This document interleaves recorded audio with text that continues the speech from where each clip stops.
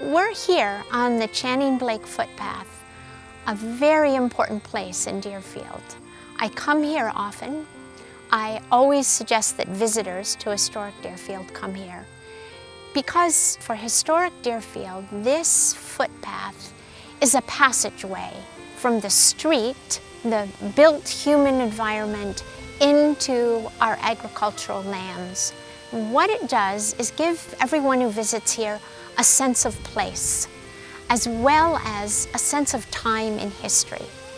A curious visitor will find a lot. So as I'm walking, I might pick up a small fragment of the stone, which really would be left over from the glacial period.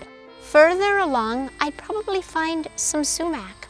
Sumac is a native tree here, a small bushy tree, staghorn sumac that was used by indigenous people.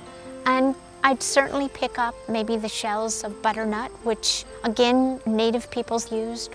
And later on, our colonists used them for dyeing, a dark, deep dye. One time, one of my favorite finds was an old beaver skull. I was right on the edge of the river.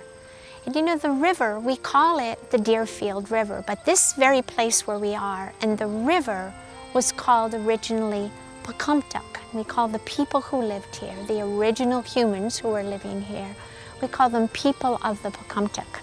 And that meant, in Algonquian language, river that is swift, shallow, sandy, and slow. So there's the river story, as well as what you'd find along the path. This land is so very rich.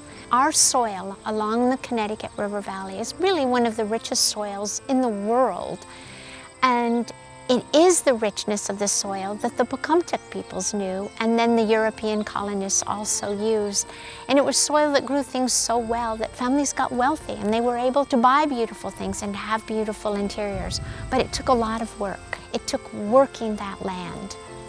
And I think for visitors to understand the whole story, to get the entire picture, it is the sense of land. It's walking along, watching the sun, it's seeing the clouds.